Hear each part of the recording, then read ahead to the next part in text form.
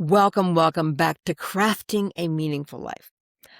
I know I say this every week, but I have a great guest for you today, and it's one that I think so many of you are going to love.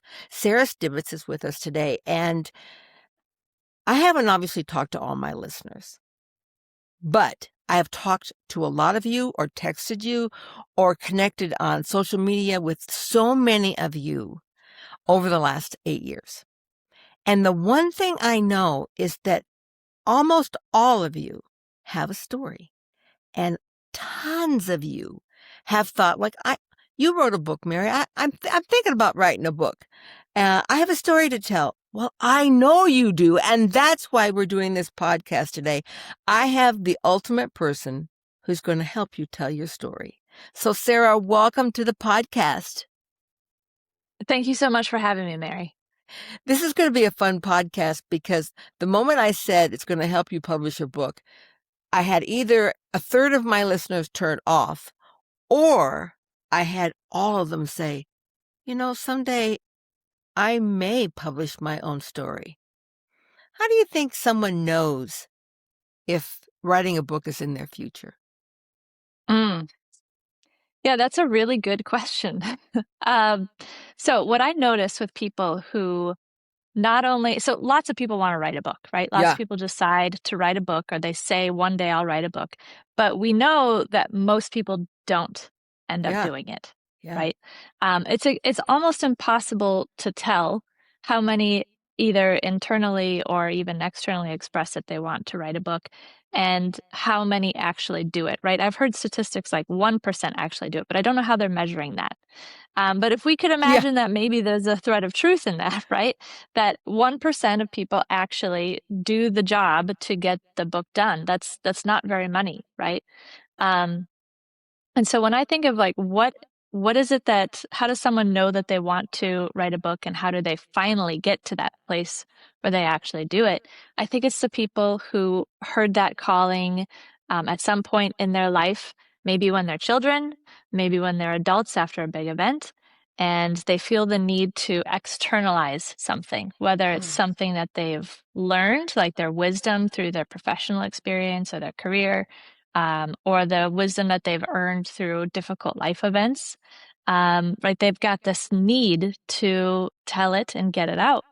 And I think also there should be a difference between how we talk about people who write their story and share it, and how we talk about people who write a book and publish it. They're not always the same. They're not always the same. Yes. Right. And they both have deep meaning, and one is not less meaningful than the other. But the book is like this, hey, you've gone this final step to turn it into a product that you sell in a bookstore or on Amazon, or from your website, however it is that you do it. Yeah. So when people think about what it is that gets them to that finish line and who it is that wants to write a book, I really think everyone has, you hinted at the beginning, everyone has a story. Yeah. There's always a story to tell. It's just, do you have a story that you need to write? Do you have a story that you need to express? Maybe you have to tell it. Maybe verbal storytelling is the way that you need to tell it. Or do you have a story that needs to be written into a book form and pushed out into the world? And those are the questions I ask clients when they come to me and say that they'd like to write a book. Yeah. I can tell you the reasons not to write a book. Right. I'm very good at that. Like, you don't write a book because you want to make your first million. Yeah. You don't write a book because you want the world to know how fabulous you are. Right. Those are the two big ones that I see people, and I'm like, wait, first of all, on your first book, unless you're Michelle Obama, you're not going to. It's just like, I remember the first time I sent my copy to a publisher, and she wrote back and she said, Mary, this is an autobiography. And you're not Michelle Obama, so no one cares. And that was really hard for me to hear, but also a huge learning step for me. Yeah. And then I rewrote with the view in mind of, this is my story, yes, to illustrate these principles, which are now my light posts along the way. And it became Yeah. more about the guide and the light posts than about my story. So Right. how do people approach writing a book when they first start? What does that look like even? Yeah, so there's a lot of ways to answer that question, but I'm going to riff on a Okay. specifically what you said, which is that um, you first wrote a book that was probably very cathartic, right? You Yeah. needed to get your story, right? You needed to get the story out, you needed to tell it. And what you shared was probably one of the, not that you didn't revise, but probably an early draft. It was Right. as you wrote it, okay? And how that's an important step, especially when it's your story or it's anything related to memoir, even professionally. It's important to have a step where you acknowledge, I actually just need to get this out. I need to just say it. And some people, that's where they stop, right? It's that difference between storytelling and book writing. So when we think about how you went and then changed it, right? What you did after Yeah. that harsh feedback, it was a little harsh, but It was a little accurate, harsh. Yeah, right? I'm not Yeah, Michelle Obama. Okay, good. right. But what she was pointing to is like this book is about you, and nobody has, is invested in who you are right now. So you have to shift the book to being about them. And that's the crucial step, is Yeah. that you went back to your version and you said, okay, I've written my cathartic version and that's done now. I now need to think of an audience, and I need to probably define a specific audience that I want to reach or touch. And this version has to be rewritten to actually speak to that person. And that's the difference Mm, between the cathartic, like, let me get this out, to, hey, I'm making something that is useful for other people. And uh, I think the big piece here is people think they're just going to go from like one to the second one, and often they need that cathartic step before they're going to get anywhere with, reaching an audience, helping people, turning their life's wisdom into principles that can be used in action. So when uh, it comes to approaching a book and you've got a story to tell, you've got a memoir, right? We've got to remember that there's stages to this. One of those stages is often that cathartic stage. And only then, when you've got the raw material, is it usually that people can go ahead and say, okay, how do I work with this now to make it yeah. something that's beyond me? Right. I think that Yeah. for me, what that one thing that you just said was such a tool for me to help me Hmm. define my audience. Who is this? And she had asked me that question, and I wrote back, well, it's for everyone. Which is so common. It's Yeah, so common. yeah. Well, Yes. everyone Yeah. will want to read this book, right? But Right. then in retrospect, to think, well, who? I'm like, I really think my audience is primarily female. Okay, Yeah. which is reflective of my podcast. I'm 85% women. Bless you, Yeah. you 15% men. Not to belittle you, I just love you. But it's 85% women.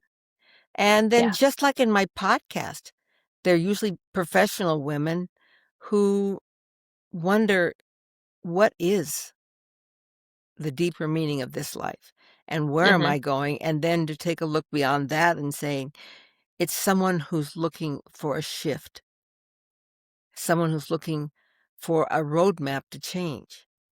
Hmm. And as I really began to hone that down, it helped me with my book. That's such an excellent tip for people to define their audience and not just Yeah. think, isn't the world ready to read my story? Right. Yeah. And that is, so it's super common for people to approach and say, like, everyone's going to want to read it. What do you Yeah, mean? right. You're talking about. And right.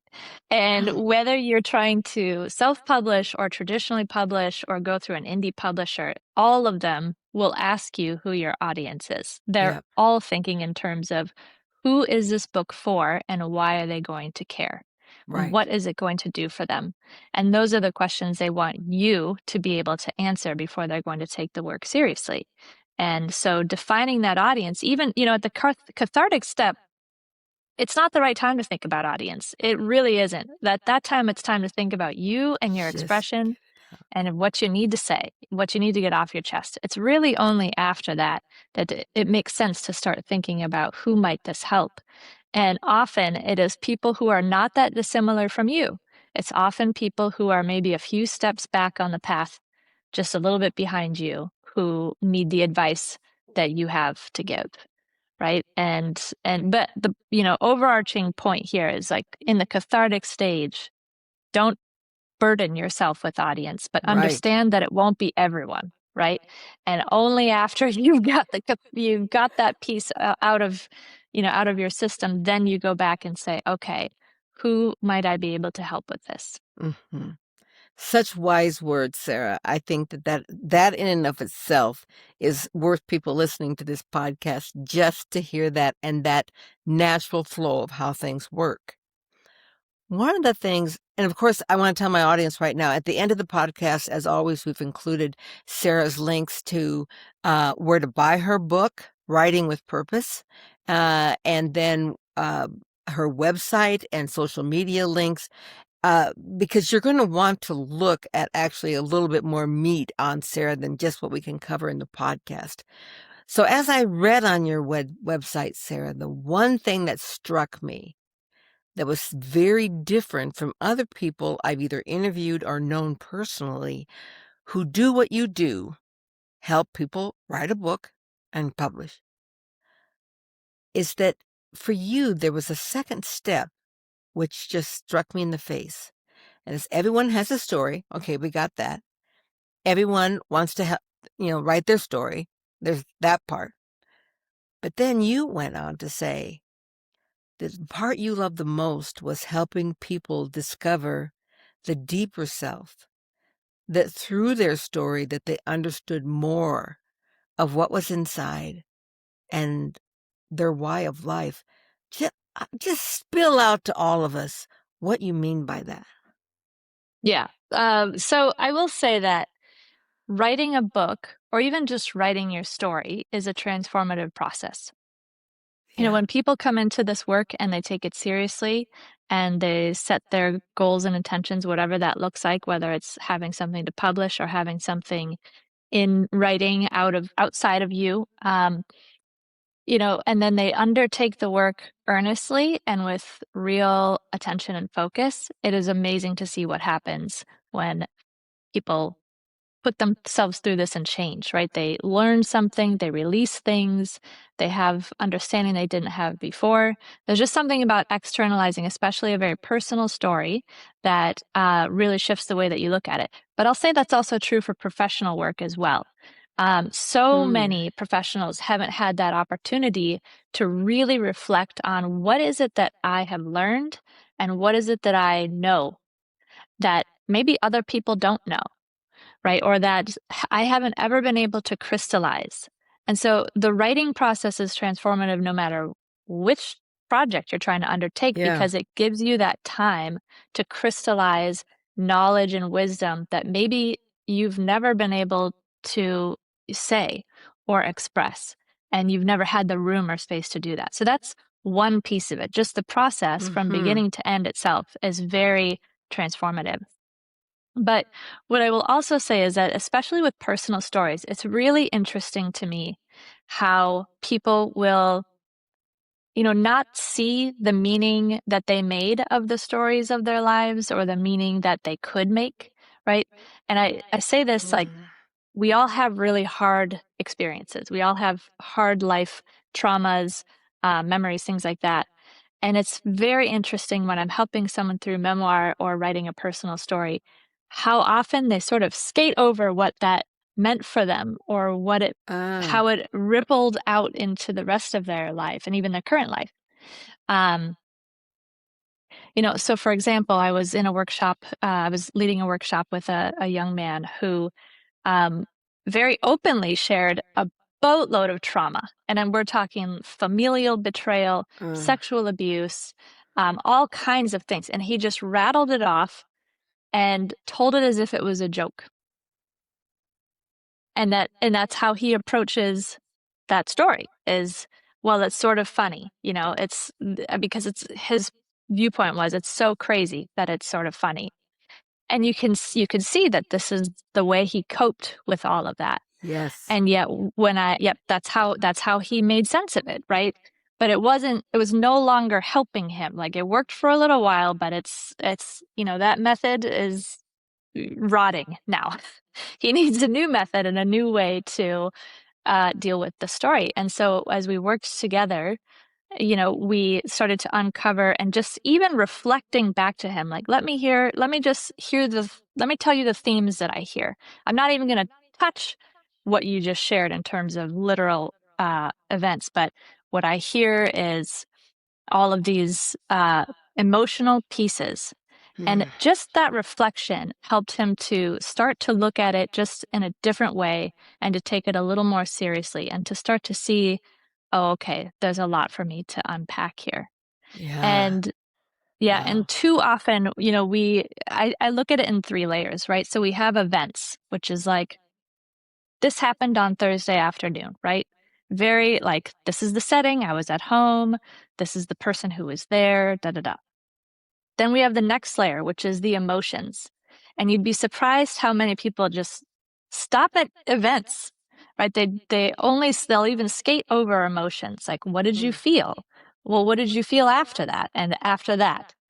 And what did you feel over the next few months after that, life-changing event happened? And sometimes it's the first time they've ever reflected on these things.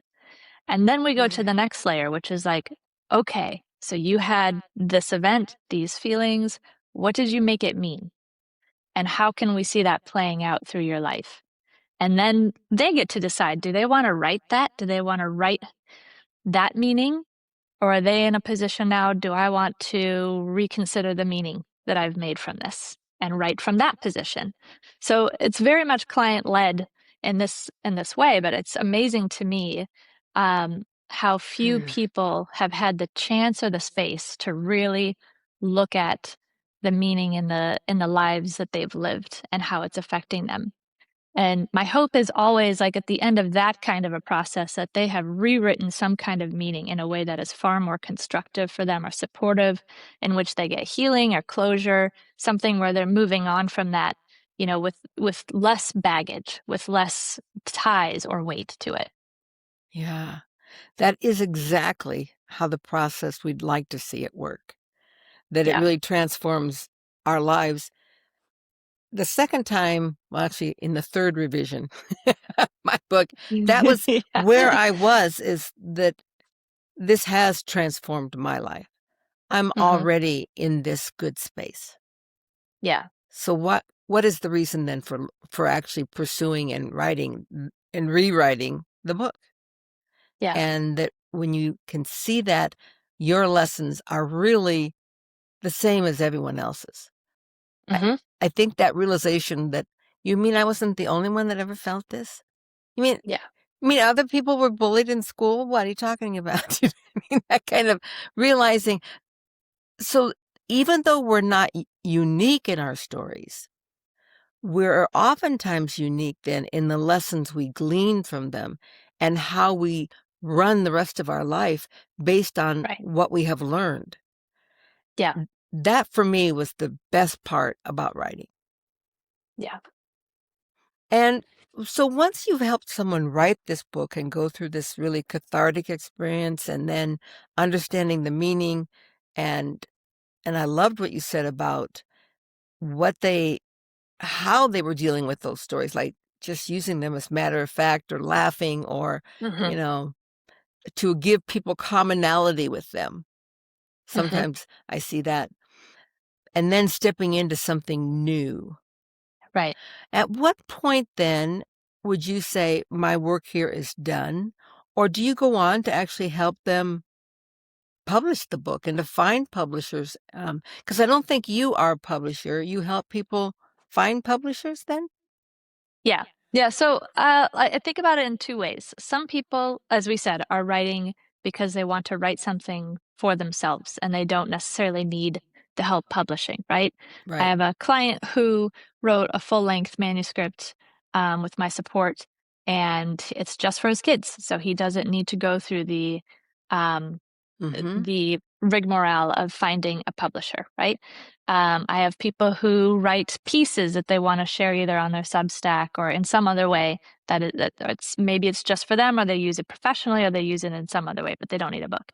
But I do help people actually move towards publishing, and I work with both people who are on the self-publishing side and people who are on the traditional publishing side. As I said, so there's that cathartic part, and once you're done with that piece and you've got something that you want to start building into something else that's a product, that's when we start thinking about, okay, who is the audience? Where are we able to define it? And do we understand that market? And do we understand the comparables? That's a huge piece, right? Do we understand if you want to write a book about spiritual transformation or professional transformation, what are the other books that you would be competing with? Or to put it another way, if you were to see your book in a bookstore, who would be on the shelf next to you? Yes. Right? And do you understand those books and what they offer or fail to offer? Right? So where your book sits in that market. And we start thinking through, like, does this concept, are you solving a problem, and what is the problem and what is the solution? Or can we say that really clearly? And so we start building in all those pieces that are sort of foundational to positioning, to marketing, and to writing the book, even if the book is mostly written, right? But we've got those foundational pieces. And I think, and to be clear, that happens whether you're traditionally or self-publishing, right? You need to have thought through those pieces. Yeah. And then from there, it's, how do people think about publishing? I have people who come to me with some really old school ideas of what's going to happen when they go shop their book around, right? And I think you kind of touched on some of them earlier, right? So people still believe in the fantasy of the huge advance that they're going to get, and they're convinced it's going to be six figures. And the truth is, very top 3%, I think it is. Top 3% of advances are over six figures, and the vast majority are, something like under 15,000. And often publishers, especially indie publishers, are not going to offer an advance, right? Right. And so first, a lot of my work in helping people get published one way or the other is to help them understand the reality of the market as opposed to the fantasy that they're coming. So we talk through, like, look, it's unless you have a huge social media following and you've built up a platform, you're very unlikely to get an advance of the size that you're imagining, right? And then the next thing we have to talk about is the fallacy of marketing, right? Everyone believes they're going to market for me. And this is the most difficult thing to shift for people, because of course, why wouldn't they? And the truth is, they are expecting you to do the majority of the marketing. Yeah. And the hard thing is, they won't ever tell you that. And they'll tell you, well, the marketing team will do this, the marketing team will do that. But if you try to say, please write down for me everything you plan to do for this book, I've never seen it done. Yeah. And because they don't want to commit. Yeah. And there's a lot of reasons for that we could go on for hours, right? So a lot of helping someone decide how to publish is first resetting expectations around what's actually out here in the world and what's available to you right now, or if you want to wait 2 to 3 years, and then helping them decide what works. And for a lot of authors, self-publishing is a more viable path because it's fully in your control. You're not waiting for a gatekeeper to approve of you, and you get to set the parameters, the price, the cover, the design, the interior. I mean, all of it is up to you, which is, both a boon and a curse, depending on how well you manage to pull all these pieces together. But so when I help people publish, it's often in the scope of, like, how do we connect, if we're doing traditional publishing, how do we write your proposal? Who is the best agent for you to meet with? When I help people with self-publishing, that's a little bit of a different path. So it's like, all right, are we doing book coaching so that I can help you keep on track? Since you're not going to have an external deadline with a traditional publisher. Do I do your editing for you? Since you're not going to have an editor, you got to Right. hire an editor, right? So those are the kinds of ways that I support, both in the So conceptual piece, the you do path, and editing? then, yeah. Hmm. Oh, okay. That's Yeah. another big piece. Yeah, I had to hire an Huge editor. piece. Yeah, Yeah. that's huge. So Yeah. you kind of followed the process all the way through. I remember the first time I talked to a publisher and they were asking me all things like, how many do you have followers on LinkedIn and social media, Yeah. blah, blah, blah. What's your contact base? And finally I said, well, how many books do you expect me to sell? And they Yeah. said, we don't have any expectation on the top number that you sell, but we have a huge expectation on the bottom number that you sell. Yeah.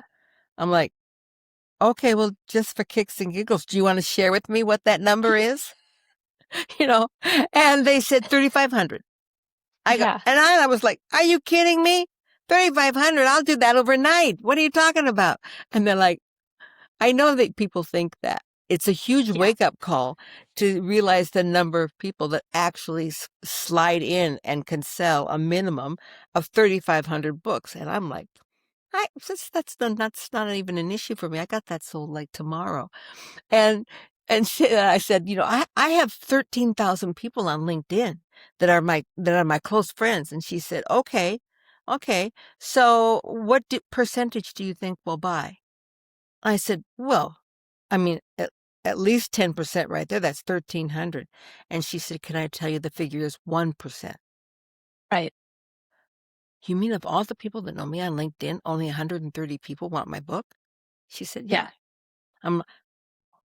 And then you start to get a realistic Right. idea of how many books will I sell? Yeah. How do you help people get a visualization of, is it going to be possible to sell their book? Yeah. I think your experience, I love that you shared your experience. And I love that you had the confidence, but you're also a born saleswoman, I think. I think you're probably very good, right? Yeah. But the truth, yeah, I think that's true. But the truth is most people are not. And the statistics there, and I wish I was better at like rattling off numbers, but you can easily find like what percentage of books ever sell more than 500. And it is a Yeah. dismally low, okay? Really, really low. And that's self-published or traditional. There was a huge trial a couple of years ago with Simon and Schuster, and all of this data and information came out, and it was so clear that publishing is basically a gamble, right? Yeah. Most of the books they buy do not make them money, and they lose money on them. And what they're banking on is the one or two per year that really, shoot for the stars, Yeah. and the rest are lost. And so we have to understand, like, it is much harder to sell a book than we think. So I love that she said 1%. Sometimes we think about, well, the typical conversion rate is somewhere between somewhere around 3%, but one is probably even healthier to, let's say, like, listen, you can't even count on 3% of I your felt like she followers. just reached through the screen to me and just slapped me in the face Yeah. and just said, wake up, Mary. She probably did. Yeah. And I think what's even harder to say, right? I worked with a woman who founded a major makeup label, one that we would all recognize. And she had millions of social media followers. Right. But talking about how you are going to think about her conversion rate with millions of followers, we don't know if they're even readers. They're not there Yeah. to read her content. They're there to see her beautiful face and to see her makeup looks. And that's what they're there for. That doesn't mean that they're readers or want to read a 60,000 word book about Yeah. her stories, right? And so even that, it's hard to say, well, she's got millions of followers. Well, you know what? The numbers could be dismal on that one. Yeah. So how I walk people through it, honestly, it's a lot of like bubble popping. And I try to like bring them up at the end of this first call where we're popping bubbles, but it's a lot of that. Like, listen, let's reacquaint ourselves with the reality of the market. But here's what you still can do. And it's not a bad thing. It just means you're taking more control into your own Yeah. hands. And for the people who actually do have a really healthy following and have done the work, they still might want to do it. But I've had enough of them choose self-publishing anyway because they don't want to give up creative control. Right. They don't want to give up pricing control. They don't want to work on someone else's timeline. Um, yeah, so it's a lot of like, let me reacquaint you with what is happening in the world right now. And I think the hard part is I have relationships with agents that I refer to. And a lot of them say to me, I don't want you to send anyone who has less than 250,000 followers. Yeah. And it's like, so I'll say that. I'll say, like, Yeah. look, this is the reality. There are some agents who will work with less. That's fine, but that's not the majority at this point because unfortunately, in the traditional publishing world, they want demonstrated sales success prior to making that gamble that we discussed earlier. And the Yeah. only way to ascertain demonstrated sales success is to look at how are you selling yourself online right now? And that's how they're Right. going to gauge it. Yeah. That is such good advice and such a good way to look at that. And I thought, okay, well, the one thing that I have that other people don't have, I mean, you're always trying to be the exception to the rule, is I do public speaking. I do inspirational speaking. I mean, I walk into a room of 500 people and, half of them want to take my book home. Well, now having done that, for 5 years, I realized that even those numbers, when they've had a one-on-one face-to-face experience with you, that you have maybe 10% of those people then who Yeah. want to actually go and lay down money and buy your book. And so let's talk about that piece now. Sure. What I discovered was that selling a written book where people have a tangible book in their hands is not the deal. And when Amazon finally reached out to me, asked me if I was going to do an Audible, I was like, oh, no, I have my written book. What are you talking about? And they said, do you realize that 80% of our book sales are? I'm like, Yeah. oh. And so in the end, I did do Audible. What do you recommend and how do you talk to people about that? And do Yeah. you want I them to think, read it or do you want to hire someone to read it? oh, good question. So I think Audible, it's interesting to think about who who listens to an Audible book as opposed to who reads the book, right? Right. So I'll start with that latter group. Who reads the book? Writers and readers are a very specific group of people. And we all think, most of us think, that everyone reads, and maybe not everyone writes, but everyone wants to write. Okay, we all think everyone reads or loves books or buys books or has books in their home. I mean, for those who can't see Right. me, right, I have a giant bookshelf She's behind got me. a library behind her, guys. Yeah, right. And so we tend to operate in this world like everyone is interested in reading the book. Why wouldn't you want the physical book? But the truth is only 15% of people are actually readers, right? Yeah. There's a startlingly high amount of people that never touch a book again after high school. And so, it's actually a really specific audience, right? And so those are the folks who are going to want that tangible book. And what Audible did, and for years, I think the publishing industry just kind of poo-pooed it until it was the most consistently growing Yeah. vertical in the publishing industry year over year. And I think it's still growing. Yeah. Um, because it's actually unlocking a different audience. It's unlocking an audience that isn't going to sit and read a book because they don't value books in the same way. Maybe they don't even identify it as a reader. Maybe they're listening to this book because they want to learn something or they can't read. I know people who are dyslexic. They love Yeah. reading, quote unquote, but they cannot sit and read a book. Or I have people who, they have ADHD. Their focus isn't good, but they can hear something while they're doing something else. And Yeah. so Audible unlocks a completely different audience. When I think of who listens to an Audible versus who reads, it's the readers who read. It's the people who are active or have some other motivation for reading that book that are going to listen to it. And as you said, like huge numbers of people listen to it. So I do think it is important to have an Audible book. I just released my book in February, and I have not done the recording. I'm actually in the conversation now to do the recording. And Are you going to read and it I'm yourself or are you going to have? yes. So Okay. getting to that, right? I've had people tell me, I have lots of people and colleagues in the book industry who are like, never read it yourself. And I've said, why? And they're like, well, because you're Yeah. not a professional. It's not going to sound good, da da da.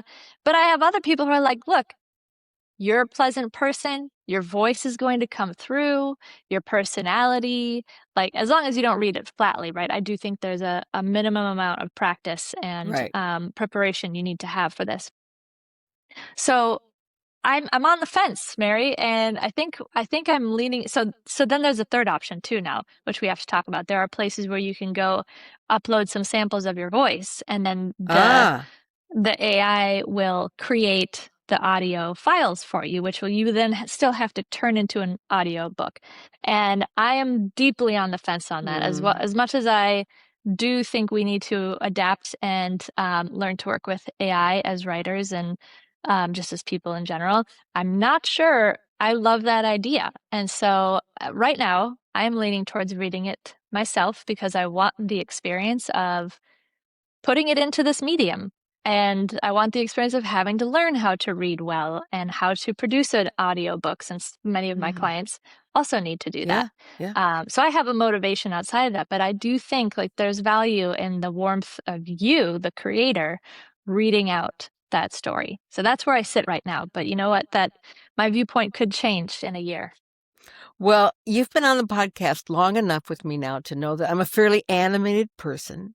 I have a lot of Yes. voice fluctuations. I can tell a story. I'm the best Yeah. storyteller I know. So my audio guy said, you can read this yourself. And in Yes. fact, you should read this yourself. Because people want to hear your voice. They're used to hearing you when you do clips on your social media, when you speak, they want to hear you. I'm like, damn straight they do. They want to hear me, and I'm going to use my voice. And I Yeah. went in, I did the recording, over a series of, I think I went in over a series of 5 days and just did, some each day. And he kept saying, oh, you're doing such a great job. Afterwards, I've had second thoughts, Sarah. And the Hmm. reason is because your book is a book, not necessarily your story. Yeah. My book was 100% my story, with the purpose and the things of behind it, the steps to leading a more meaningful life. And so when I would tell the story, there were times it was too emotional for me. Oh, yeah. And I allowed too much of that to come through. Hmm. And those moments where I have to kind of take a breath to even be able to continue on.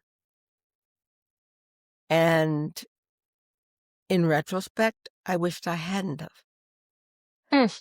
But once again, the guy that recorded it said, Mary, if someone else had read it for you, those wouldn't be in there at all. Right. So I think deciding what's best for you is probably one of the most important decisions about publishing. It's the hardest Right. piece. Yeah, it is. Yeah. But that it's so interesting because your voice is very beautiful. You have very good pacing, and you're right. You know how to modulate and go up and down. You're not flat, you're expressive. And so I'll say this, and you've been doing this for years, but I had a podcast for a brief amount of time. And the hardest thing for me to get used to in terms of editing and reviewing, I could not stand listening to my voice. Oh, yeah, no one can. I Yeah, Oh yes. my God, I don't know. Yeah. It was just I would get a couple seconds in, I'd be like, I gotta stop, I can't.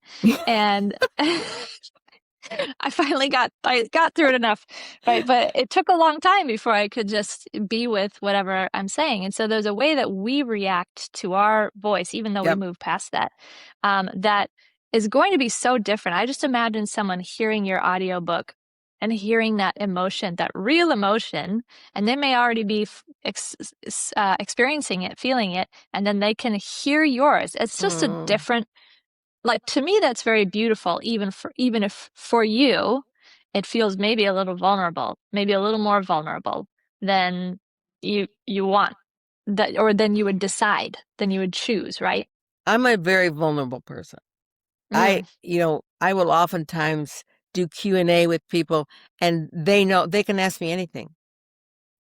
There isn't any question that I wouldn't ask, because my message to people is that vulnerability is the most beautiful gift you can give yourself. and others. And if I preach that, I darn well better be willing to show my emotions. Mm. And I am. It was just that I didn't know if people could hear past the emotion. Yeah. But you're in a good company with people. No one likes to hear their voice. They think they sound different. And I even now, know. after all these podcasts, I had a cooking show for 13 years on PBS, for crying out loud. I never watched one episode because I always thought, okay, if I watch and that's how I sound, I'm never going to record again. I'm done. I'm out of here. Do you know what I mean? But you Yeah. have to get past that. And Right. I would encourage you. This is me talking to you now. I would encourage you to record your own. You have what it takes. Mm. Not Well, everyone thank you. does. And after listening and after doing well over 400 podcasts, you can. Thank you. Absolutely. So I will do it, and then I will report back to you how Yes, it goes. yes. Yeah. And let me know. Now, we're going to include all those links at the end of the podcast for Sara. And when she decides to add her Audible one, we will come back and add that link as well. Yeah. So that you can include that. Let's see. Do you have a copy of your book with you right now? Yes, I do. There we go. Writing on on Purpose. Purpose. Tell me about the title. What do you Yeah. So what emotions do you hope that brings to people? writing on purpose. Well, it's sort of like a couple different meanings, right? And I'll say this, I've been in business for 13 years. I've helped people who are writing deeply meaningful books, and I've also helped people who are just writing a book just for their business, and it doesn't have much meaning or even a purpose beyond, making money. And listen, all motives are okay. Yeah. But I prefer and love working with people who have a purpose that goes beyond them or their own benefit. Absolutely. And I think that's where the best work is done too. I don't see long-lasting, moving books coming from those who just have the single motivation of creating a lead magnet or, making something that's going to benefit them financially. The best books really are somehow taking something personal, whether that's your knowledge or your story, and making it for someone else so that they can derive something from it. And so when I say writing on purpose, for me, it's let's write things that have purpose to them, that have meaning and depth to them. And then, it's writing on purpose, an essential guide to writing a book that matters. It's also that, I think one thing that goes unsaid is that when we are trying to write a book that lasts, what we're maybe aiming for a flavor of is immortality, right? When we imagine maybe my book will still be around after I'm gone, like that's what we're talking Library of about. Congress is going to have a copy of this. Yes. Exactly, right? And so when we think about writing a book that matters, that takes some care and some thought and some planning, right? It's quite a lot of work actually that goes into it. People don't just write perennial sellers overnight by sitting down in a flash of inspiration. Maybe they write the bulk of the text, but the book itself takes a lot of planning to make something that will impact people and last beyond its years. Mm-hmm. I didn't even think about this when I was writing I wrote my book during COVID. So it was, for me, the perfect time to slow down and take time to do this because I'd been in my mind for several years and hadn't done it. But COVID forced me to just okay, here I am at home. That's it. Yeah. It did that for a lot of people. Yeah. A lot of books came out after COVID. But it didn't dawn on me. And now I look back and I think that was rather arrogant of myself to think that I didn't read a book about writing or the purpose and help me walk through all of these things before I wrote my book. It seems like a no-brainer now. I wish I had read your book before I put pen to paper. Yeah. That's very sweet. And I will say, there's a piece in my book where I say, listen, reading books about writing is not writing. Yeah, okay? That's right. Thinking about writing is not writing. Even outlining your book is not writing. And so as much as I totally appreciate your retrospective on here's what I would do differently, you still wrote the book. And, referring to our earlier conversation about how many people want to and never get to that place. Like you still sat Yeah. down and you got it done. And then you went out and you And I did championed it. sell my at least 3,500 copies. Yep, and you did sell, like you did it. So Yeah. I wouldn't be too hard on yourself on that. I'd say you definitely successfully navigated this arena. But my advice to people would be to first start with a book such as yours about writing on purpose. That is so great. And even just going to your website, I think will, as a writer getting ready to publish a book, the emotion that I felt as I went to your website, and your website's not that long. You start off and you have that little blurb about what you do and your why. I felt embraced. Mm. I felt seen. And I thought, wow, if I were to ever write another book, which I think I will, if I were to ever write another book, I would absolutely call Sara. Just from That's reading very your sweet. website. That's before I met you today. Well, Because I thank you. felt seen and embraced before I ever met you, that you would get me and you would have the best advice for me. Yeah. Thank you so much. Yeah. Well, that's beautiful that I managed to convey that through a website. So I Right? appreciate that. Yeah. Yeah. Just, it's phenomenal. Well, it's what we all want to do with our books. Right. Yes, exactly. Yeah. Sara, thank you for coming on today and sharing some of these little tidbits of wisdom, and then kind of not just the tidbits, but how you look at an overall plan to moving you from point A to point B and deciding what those points are. Mhm. Wow, that's such a great assistance to people who want to dream and who want to write and want to share their story.